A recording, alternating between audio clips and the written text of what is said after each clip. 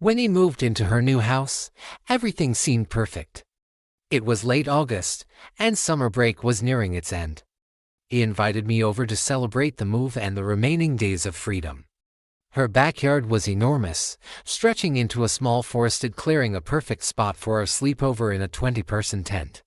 The day was spent exploring, swimming, and stuffing ourselves with junk food. By dusk, we joined his parents and grandmother around a roaring bonfire. Sparks danced in the air as we roasted marshmallows and shared stories. One by one, the adults left us to our own devices, retreating indoors, leaving the night to belong to us. As the fire dimmed and the tent zipped shut, he and I were in full sleepover mode.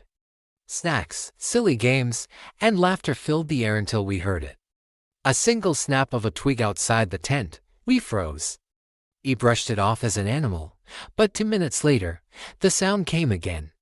This time, it wasn't just a twig snapping, it was heavy, deliberate footsteps.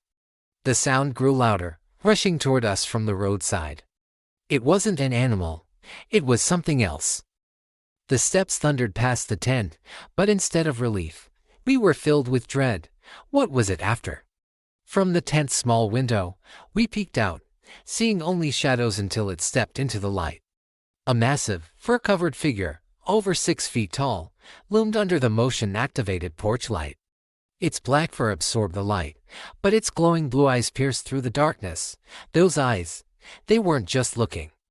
They were hunting. It turned its head, locking onto us.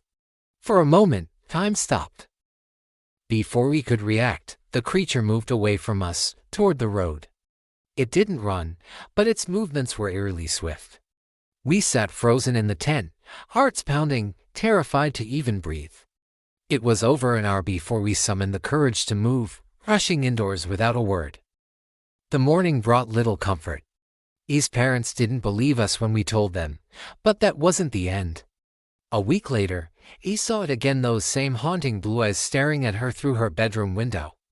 Whatever it wasn't done watching, and neither of us would ever forget that night.